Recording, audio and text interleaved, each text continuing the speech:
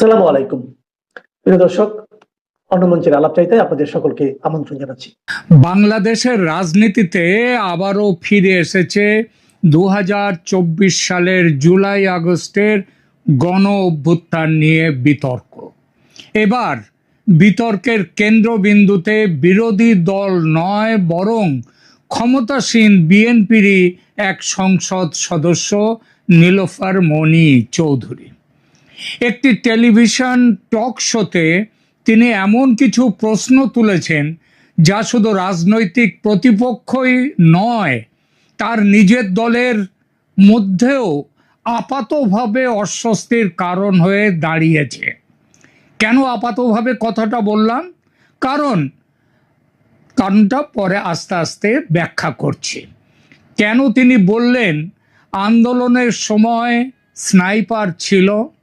কেন নীলুফার চৌধুরী মনি বললেন অনেক কিছুই এখনো অজানা? কেন বিএনপির ছাত্র সংগঠন ছাত্র দল তার বক্তব্যের বিরোধিতা করল? আর সবচেয়ে বড় প্রশ্ন, নীলুফার চৌধুরী যে কথাটা বলেছেন সেটা কি একেবারে নতুন কথা, নাকি এর আগেও অন্তর্বর্তী সরকারের সাবেক উপদেষ্টা সাখাওয়াত হোসেন সাহেব তিনিও একই ধরনের প্রশ্ন তুলেছিলেন? আর আমরা দেখব নিউ ইয়র্কে ক্লিন্টন গ্লোবাল ইনিশিয়েটিভের মঞ্চে ওই 2024-এর সেপ্টেম্বর মাসে মোহাম্মদ ইউনূস যখন বলেছিলেন ইট ওয়াজ এ মেটিকুলাস ডিজাইন, সেই বক্তব্যের সঙ্গে কি এই বিতর্কের কোনো যোগসূত্র খুঁজে পাওয়া যায়? আজ আমরা কোনো সিদ্ধান্ত চাপিয়ে দেব না, বরং তথ্য, বক্তব্য এবং প্রশ্ন এই তিনটিকে পাশাপাশি রেখে বিষয়টি বোঝার চেষ্টা করব। প্রথমে বলি নীলুফার মনি আসলে কি বললেন। নীলুফার মনি মূলত তিনটি বিষয় সামনে এনেছেন। প্রথমত, তার দাবি আন্দোলনের সময় এমন কিছু গুলির ঘটনা ঘটেছিল যা নিয়ে এখনো স্পষ্ট উত্তর পাওয়া যায়নি। দ্বিতীয়ত, তিনি স্নাইপার ব্যবহারের প্রসঙ্গ তুলেছেন। তৃতীয়ত, তিনি বলেছেন পুরো ঘটনার পেছনে পরিকল্পনা ছিল কি না তা তদন্ত হওয়া উচিত। এখানে একটি বিষয় গুরুত্বপূর্ণ, তিনি সরাসরি বলেননি জুলাই আন্দোলন ভুয়া ছিল, এটা তিনি বলেননি। তিনি এটাও বলেননি যে সব কিছু বিদেশি ষড়যন্ত্র ছিল, বরং তিনি প্রশ্ন তুলেছেন যে ঘটনাগুলোর এখনো পূর্ণ ব্যাখ্যা নেই, সেগুলো নিয়ে নিরপেক্ষ তদন্ত হওয়া উচিত। কিন্তু দেখুন, রাজনীতিতে প্রশ্ন তোলাও কখনো কখনো বড় রাজনৈতিক বার্তা হয়ে ওঠে। কারণ জুলাই গণ অভ্যুত্থানকে বর্তমান বাংলাদেশের রাষ্ট্র রাজনীতিতে একটি ঐতিহাসিক গণ আন্দোলন হিসেবে দেখা হবে, নাকি একটি ষড়যন্ত্রমূলক গণ অভ্যুত্থান হিসেবে দেখা হবে, এই ব্যাপারটা নিয়ে বিতর্ক আজকের নয়, পুরনো, গত প্রায় দু বছর ধরে চলছে। ফলে এই আন্দোলনের ভেতরে অদৃশ্য পরিকল্পনা বা অন্য শক্তির ভূমিকা নিয়ে প্রশ্ন উঠছে, আর সেটা উঠতেই নতুন করে বিতর্ক শুরু হয়েছে। কেন এত সমালোচনা নীলুফার চৌধুরীর?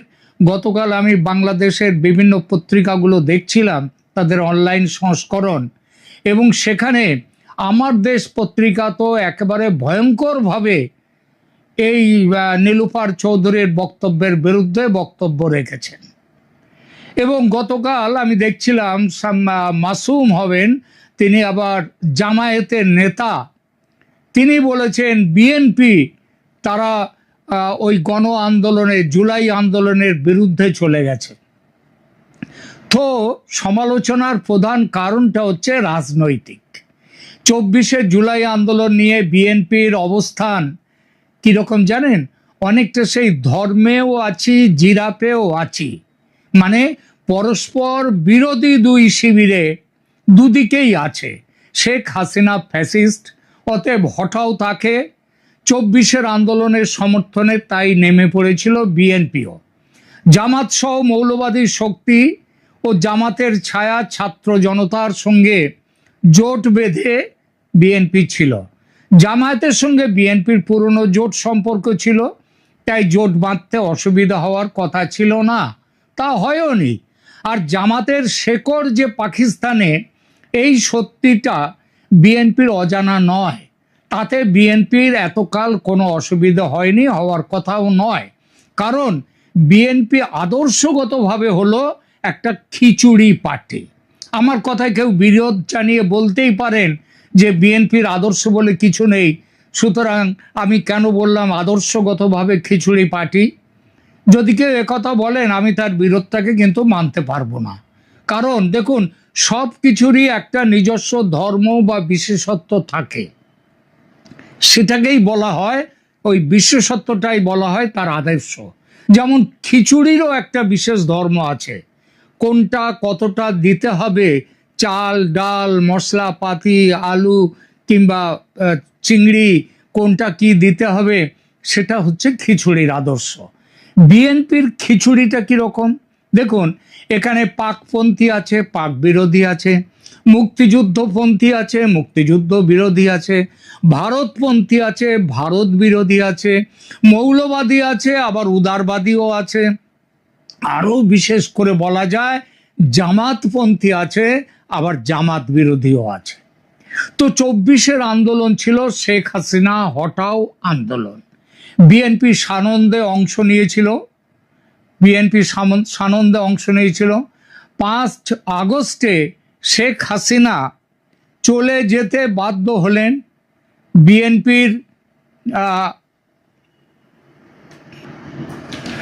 বিএনপি একেবারে যাকে বলে কায়মনোবাক্যে সেই আন্দোলনের সঙ্গে ছিল। শেখ মুজিবুর রহমানের মূর্তি ভাঙা হলো, 32 নম্বর ধানমন্ডি ভাঙা হলো, একের পর এক মুক্তিযুদ্ধের স্মারক চিহ্ন ভেঙে দেওয়া হতে থাকলো। বিএনপি কখনো কোনো প্রতিবাদ করেছে? করেনি। বিএনপি তার সঙ্গেও ছিল। আবার বিএনপি এখন তাহলে বিএনপি কেন হঠাৎ চলে গেল, এই প্রশ্ন তুলতে শুরু করলো 24-এর গণ আন্দোলন নিয়ে। বিএনপি তো একেবারে যাকে বলে পূর্ণভাবে ছিল এই 24-এর গণ আন্দোলনের সঙ্গে। তাহলে আজকে কেন এত সমালোচনার প্রধান কারণ রাজনৈতিক। 24-এর জুলাই আন্দোলন নিয়ে বিএনপির অবস্থান একদম ওই যেটা আগে বললাম একটু আগে, যেটা থাম্বনেলে দিয়েছি, ধর্মেও আছি, জিরাফেও আছি। শেখ হাসিনা ফ্যাসিস্ট, অতএব হটাও তাকে। 24-এর আন্দোলনের সমর্থনে নেমে পড়েছিল তাই বিএনপিও। জামাত সহ মৌলবাদী শক্তি ও জামাতের ছায়া ছাত্র জনতার সঙ্গে জোট বাঁধতে তাদের অসুবিধা হওয়ার কথা ছিল না, তা হয়ওনি। কারণ জামাতের শিকড় যে পাকিস্তানে, এই সত্য বিএনপি বলেছে। ওই যে খিচুড়ি পার্টির কথা বললাম, তো সেই খিচুড়ির আদর্শ নিয়ে বিএনপি চলেছিল। সেই চলার মধ্যে তাদের মধ্যে 24-এর আন্দোলন ছিল, এবং তাতে যেটা মুজিবরের মূর্তি ভাঙা হতে, 32 নম্বর ধানমন্ডি ভাঙা হতে বিএনপির মধ্যে কিঞ্চিত গুঞ্জন উঠেছিল বটে, তবে বড় ঢেউ কিছু ওঠেনি, ওটার কথাও নয়। কারণ বহু বছর পর ক্ষমতার স্বাদ পাওয়া, সেই আনন্দে বিভোর সবাই। পাকিস্তানে সঙ্গে প্রেম হচ্ছে, মুক্তিযুদ্ধ বিরোধী বয়ান চওড়া হচ্ছে। আমাদের মোহাম্মদ ইউনূস সাহেব অন্তর্বর্তী সরকারের প্রধান বলছেন যে তিনি কম্পিউটারে তিনি বলছেন উনি পেছনে চলে যাচ্ছেন, তিনি সব কিছু তিনি বলে দিচ্ছেন, সব মুছে ফেলা হচ্ছে, সব কিছু মুছে দেয়া হচ্ছে। তখনও তো বিএনপির কোনো হেলদোল ছিল না। দলের পাকপন্থী জামাতপন্থী অংশ দাবিয়ে রেখেছিল বিএনপির ভেতরের বিরুদ্ধপন্থীদের, কারণ সরকারের থাকাটা ছিল ম্যারেজ অফ কনভিনিয়েন্স। বিএনপি যখন ক্ষমতার সুবিধা পেয়ে দেশ জুড়ে চাঁদাবাজিতে ব্যস্ত, তখন জামাত কিন্তু যথার্থ আদর্শবাদী দলের মতো তাদের দলের শেকড় বিস্তারে সচেষ্ট থেকেছে, দখল করেছে সরকারের সমস্ত বৌদ্ধিক ও রাজনৈতিক ক্ষমতার কেন্দ্রগুলো। জামাত হয়ে উঠেছে ক্ষমতার আসল মালিক। বিএনপি চলে গেছে বহু পিছনে। বিভিন্ন বিশ্ববিদ্যালয়ের ছাত্র সংসদ নির্বাচনের ফলাফল ছিল এর বড় প্রমাণ। এরপর আন্তর্জাতিক চাপে নির্বাচন দিতে বাধ্য হলেন মোহাম্মদ ইউনূস। আমেরিকা সমেত বিশ্বের সর্বত্র যখন এই ধারণা বদ্ধমূল যে জামাত আসছে সরকারে, তখন স্রোতের বিপরীতে জিতে গেল বিএনপি, তাও আবার 2/3 আসন পেয়ে। বাংলাদেশ তো বটেই, বিশ্বের অন্যান্য দেশের এমনকি খোদ আমেরিকার বিশ্বাস বিএনপির এই জয় ভারতের ইঞ্জিনিয়ারিং এর ফল। এই প্রসঙ্গে বিশদে যাব না। তো বিএনপি ক্ষমতায় এসে গেল, তারেক রহমান প্রধানমন্ত্রী। এবার খিচুড়ি পার্টি বিএনপি অসুবিধায় পড়ল। এমন নয় যে ভারতের সঙ্গে দূরত্ব তৈরি করা, পাকিস্তানের সঙ্গে ঘনিষ্ঠতা করা, জামাতি আদর্শের উল্টো পথে হাঁটতে তাদের অসুবিধে বা আপত্তি আছে, তা নয়। বিএনপির যেটা অসুবিধে হলো যে গণতন্ত্রে ভোট তো দেয় মানুষ, আর দেশের মানুষকে নিয়ে সমস্যায় পড়তে হচ্ছে বিএনপিকে। কারণ মানুষের একটা বড় অংশ তারা মুক্তিযুদ্ধকে ঘৃণা করতে পারছে না, পাকিস্তানকে বড় ভাই বলে বুকে জড়িয়ে ধরার রাজনীতিকে মানতে পারছে না। বাঙালি জাতীয়তাবাদ যা 71-এর সৃজন করেছিল, সেই চেতনাকে বিসর্জন দিয়ে আবার সেই পাকিস্তানি আদর্শ উর্দুকে বুকে জড়াতে পারছে না। এক কথায় জামাতি আদর্শকে আপন করতে পারছে না বাংলাদেশের বড় সংখ্যার মানুষ। বাংলাদেশের রাজনীতিতে এখন দুটো বিপরীতমুখী স্রোত একেবারে স্পষ্ট, একটা মুক্তিযুদ্ধের বিরুদ্ধে আর একটা মুক্তিযুদ্ধের পক্ষে। একটা স্রোতের চেতনায় জামাত এবং সেই জামাতের সহযোগী শক্তিরা, আর একটার দিকে আওয়ামী লীগ মুক্তিযুদ্ধের দিকে। বিএনপি কোথাও নেই, আর এটাই দুশ্চিন্তার কারণ বিএনপির। না ঘরকা না ঘাটকা। বিএনপি তাই এখন 24-এর আন্দোলন সম্পর্কে প্রশ্ন তুলে নিজেদের জামাত বিরোধী, 24-এর অভ্যুত্থান বিরোধী যে চেতনা মানুষের, সেই চেতনাকে তাদেরকে ধরতে চাইছে, আঁকড়ে ধরতে চাইছে। এটা পুরোপুরি রাজনৈতিক উদ্দেশ্যে। এবং নীলুফার মনির জুলাই আন্দোলনের সমালোচনা করে মন্তব্য এই উদ্দেশ্যেই করা। এটা কোনো ব্যক্তি বিশেষের নিজস্ব মতামত নয়, একটা ভেবে চিনতে দলের তরফ থেকে ছড়িয়ে দেয়া কূট চাল। উদ্দেশ্য এক, জনমত আওয়ামী লীগের দিক থেকে টেনে বিএনপির দিকে নিয়ে আসা। 2, সংবিধান সংশোধনের ভোটকে প্রশ্নবিদ্ধ করা, কারণ আজ হোক কাল হোক এটা নিয়ে সমস্যা তৈরি করবে জামাত। এখন সবে ক্ষমতায় বসেছে বিএনপি, তাই তার বিরোধিতা পুরো জোর কদমে করতে পারছে না জামাত, এনসিপি এবং মৌলবাদী শক্তিগুলো। কিন্তু 2 দিন পরে যখন এই নতুন সরকারের হনিমুন পিরিয়ডটা শেষ হয়ে যাবে, তখন এই কাজটা, এই চেতনা, এই গোলমাল কিন্তু আসবে। এবং সেই জন্যে তৈরি হলো নিজেদের জুলাই আন্দোলন নিয়ে প্রশ্ন তোলা শুরু করে দিয়ে দিল বিএনপি। আর এই কাজটা করা হলো নীলুফার মনিকে দিয়ে। নীলুফার মনি আন্দোলনের চরিত্র নিয়ে সন্দেহ তৈরি করলেন। আবার বিএনপির সহযোগী সংগঠন ছাত্রদলকে দিয়ে বিএনপি করলো কি, বিএনপির নেতৃত্ব প্রকাশ্যে নীলুফারের সমালোচনা করলো।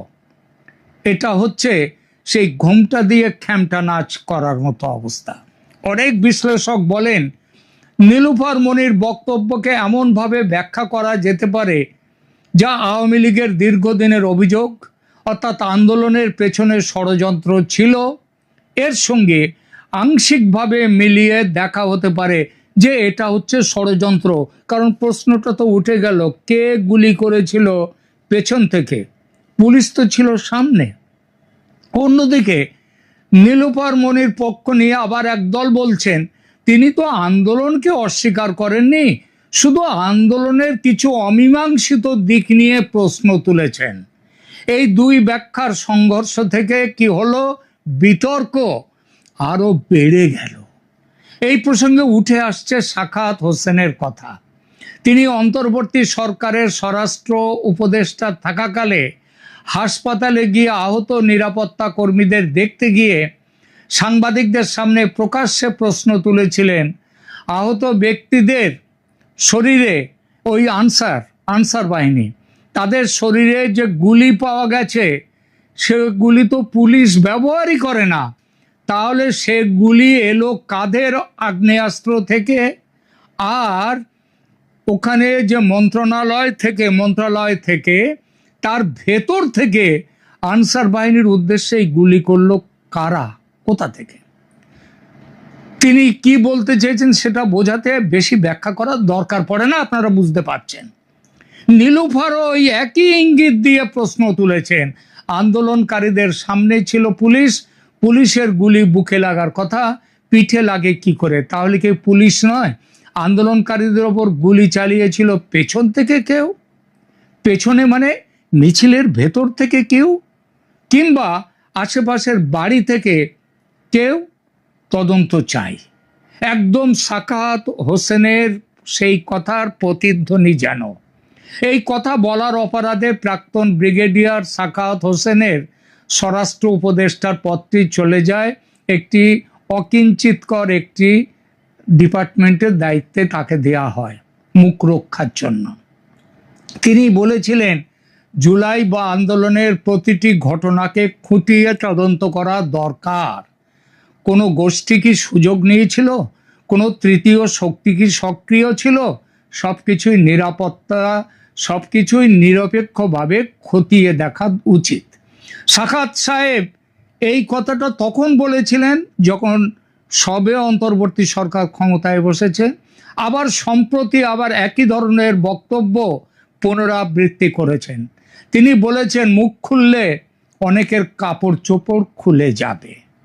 কাদের উদ্দেশ্যে বললেন এই কথা, কাপড় চোপড় খুলে যাবে? নিশ্চয়ই আওয়ামী লীগের কারণ নয়। তাহলে দেশের মধ্যে যারা ছিল, এমনকি বিএনপির উদ্দেশ্য। তার মোদ্দা কথা, পুলিশের গুলিতে বহু মৃত্যু হয়নি, তাদের মৃত্যু অন্য কোনো শক্তির গুলিতে হয়েছে। অর্থাৎ জুলাই বিদ্রোহে গুপ্ত ঘাতক ও গুপ্ত ষড়যন্ত্রকারীর ভূমিকা ছিল, সেই প্রথম দিকেই তুলে ধরেছিলেন স্বরাষ্ট্র উপদেষ্টা। অপরাধ বিজ্ঞানে একটা কথা খুব প্রচলিত, খুনি সেই খুনের জায়গায় কিছু না কিছু প্রমাণ রেখে যাবেই, ছোট হোক বড় হোক। তেমন প্রমাণ এখানেও, মানে 24-এর অভ্যুত্থানের স্বয়ং বলে ফেলেছেন অন্তর্বর্তী সরকারের প্রধান উপদেষ্টা ডক্টর মোহাম্মদ ইউনূস স্বয়ং। আপনারা নিশ্চয়ই ভোলেননি। কিভাবে, কখন বলেছিলেন? 2024 সালে ওই আগস্টে 5 আগস্টের পরের মাসেই নিউ ইয়র্কে ক্লিন্টন গ্লোবাল ইনিশিয়েটিভের এক অনুষ্ঠানে মোহাম্মদ ইউনূস মেটিকুলাস ডিজাইন শব্দবন্ধ ব্যবহার করেছিলেন। এরপর থেকেই সামাজিক মাধ্যমে ব্যাপক বিতর্ক শুরু হয়। অনেকে বলেন এই বক্তব্য থেকেই প্রমাণ হয় সবকিছু আগে থেকেই পরিকল্পিত ছিল, অর্থাৎ 24-এর তথাকথিত গণ আন্দোলন কোনো স্পন্টেনিয়াস মাস আপরাইজিং বা স্বতঃস্ফূর্ত গণ অভ্যুত্থান ছিল না, ছিল গভীরভাবে পরিকল্পিত একটি কর্মকাণ্ড, যাকে বলা যায় ষড়যন্ত্রের ফল। অন্যদিকে ইউনূসের সমর্থক ও অনেক বিশ্লেষক এটা উড়িয়ে দিয়ে বলেন বক্তব্যটি প্রসঙ্গ থেকে বিচ্ছিন্ন করে ব্যাখ্যা করা হচ্ছে। তাদের মতে মেটিকুলাস ডিজাইন বলতে তিনি পুরো রাজনৈতিক ষড়যন্ত্র বোঝাননি, বরং আন্দোলনের সংগঠন, প্রস্তুতি বা ঘটনা প্রবাহের সুপরিকল্পিত দিক বোঝাতে চেয়েছিলেন। এই দু রকমের ব্যাখ্যাই বাজারে চালু আছে আজও। বরং প্রথম ব্যাখ্যাটা মেটিকুলাস ডিজাইন মানে ষড়যন্ত্র, এইটাই বেশি চালু। কিন্তু প্রশ্ন করতে হয় কোনটা ঠিক, ঠিক কোনটা এটা ঈশ্বর জানেন, আল্লাহ জানেন, আর জানেন মোহাম্মদ ইউনুস স্বয়ং, আর জানেন ডিপ স্টেটের জর্জ সোরস, আমেরিকা। কিন্তু লক্ষণীয় এটাই যে তারপর প্রায় 16-17 মাস ক্ষমতায় ছিলেন মোহাম্মদ ইউনুস, কিন্তু তার মেটিকুলাস ডিজাইন উক্তির কোনো বিশদ ব্যাখ্যা দেননি। কেন দেননি? কেন তিনি ব্যাখ্যা করলেন না যে তার বক্তব্যের বিকৃত ব্যাখ্যা করা হচ্ছে? তিনি এইটা বলতে চেয়েছিলেন। এখানেই বিষয়টি গুরুত্বপূর্ণ। নীলুফার মনি প্রশ্ন তুলেছেন, সাখাওয়াত হোসেন তদন্তের কথা বলছেন, তিনি প্রশ্ন তুলেছেন, ইউনুস মেটিকুলাস ডিজাইন বলছেন। এই তিনটি বক্তব্যকে কেউ যদি একটা সুতোয় গাঁথেন এবং বলেন দাল মে কুছ কালা হ্যায়, তাকে কি দোষ দেয়া যায়? এখনো পর্যন্ত এমন কোনো সরকারি তদন্ত সরকার তদন্ত করেইনি, তা বিচার আসবেটা কি করে? ফলে কোনো সরকারি তদন্ত বা বিচারক সিদ্ধান্ত প্রকাশ্যে আসেনি, যা নিশ্চিতভাবে বলে দেয় যে তিনটি বক্তব্য একই ঘটনার একই অর্থ বহন করে। ফিরে আসি নীলুফার মনির কথায়। তিনি বিএনপির দায়িত্বশীল পদে আছেন, নিজে জুলাই আন্দোলনের সামনের সারিতে ছিলেন। হঠাৎ এমন কি হলো যে তিনি পুরোপুরি উল্টো দিকে ঘুরে গেলেন? নীলুফার মনির বক্তব্যের তীব্র বিরোধিতা করে বক্তব্য রেখেছেন বিএনপি দলের ছাত্র শাখার নেতৃত্ব। কিন্তু লক্ষণীয়, বিএনপি দলের পক্ষ থেকে নীলুফার চৌধুরী মনির বক্তব্যের প্রতিবাদ হয়নি। তার সমালোচনা বা সমর্থন করে পার্টি এক লাইন বক্তব্য দেয়নি, কারণ পার্টি দিতে চায়নি। পার্টি তাকে সাসপেন্ড করেনি, আবার সমর্থনও করেনি। বুঝতে কিছু অসুবিধা হয়? কথা সেই একটা, বিএনপি ধর্মেও আছে, জিরাপেও আছে।